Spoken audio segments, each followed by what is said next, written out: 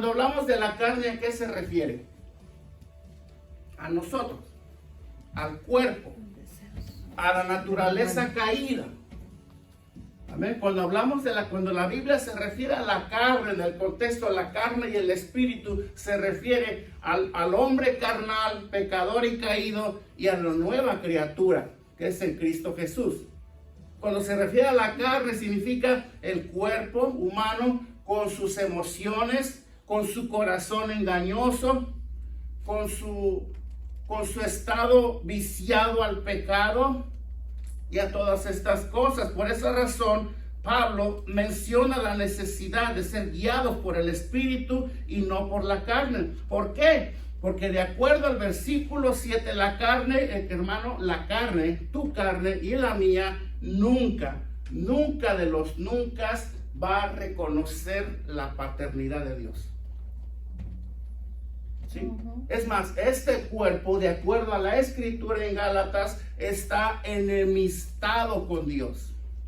Hay un conflicto en la vida del creyente, un conflicto, una batalla que tiene que aprender a librar cada día de su vida, en la cual tiene que sujetar esta carne para darle más libertad al espíritu, porque solamente el espíritu va a reconocer la paternidad de Dios, cosa que la carne nunca va a hacer. Entonces, si nosotros, y esta pudiera ser otro mensaje más, si nosotros nos disponemos a apacentar más que alimentar más los deseos de esta carne, cada vez más nos alejaremos de Dios, cada vez más nos sentiremos menos hijos de Dios, cada vez más rechazaremos la paternidad de Dios. Por eso es importante que nosotros aprendamos a alimentar, a fomentar y a motivar la nueva naturaleza que se nos ha sido dada. O sea, tu enemigo no es el diablo directamente, tu enemigo es tu carne. Cuando vas al espejo y te miras por la mañana, ese es tu peor enemigo. Cuando se trate de buscar a Dios, tú, no es Satanás, es la carne. Dice el versículo 7, si lo puedes poner, es mismo Romano 8. Dice, por cuanto los designios de la carne son enemistad contra Dios, porque no se sujetan a la ley de Dios, ni tampoco pueden. Amén.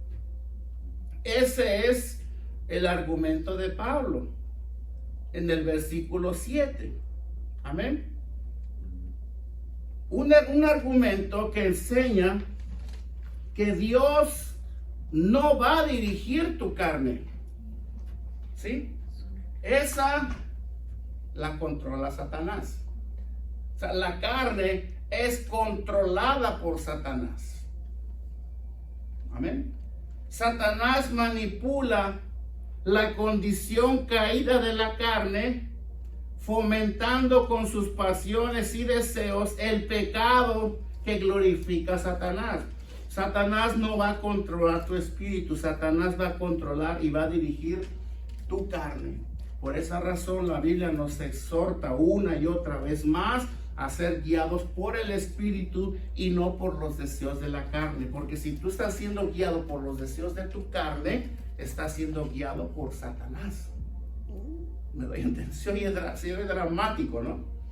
Porque si la Biblia dice que de acuerdo al versículo 7, que si mi carne, porque mi carne no se puede sujetar a la ley de Dios, ni tampoco puede, entonces Satanás se va a valer de la carne para podernos manipular y para podernos llevar a transgredir la ley de Dios a la manera que a él se le antoje.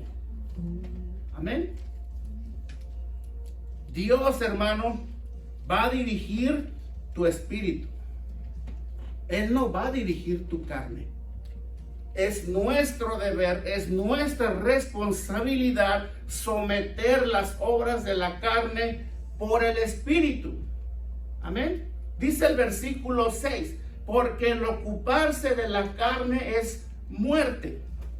¿A dónde vamos a ir tú y yo, de acuerdo a Pablo, complaciendo esta carne en todo? Vamos a la muerte. Vamos a la muerte espiritual.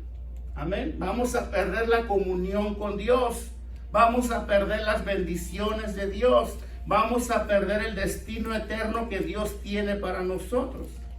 Por el contrario, ese fue énfasis añadido, para darlo a entender un poco más. Por el contrario, dice Pablo, pero el ocuparse del Espíritu, ahí mismo el versículo 6, es vida y es paz. Jesús dijo, Satanás no vino sino para robar, matar y destruir, pero yo he venido para que tengan vida y la tengan en abundancia.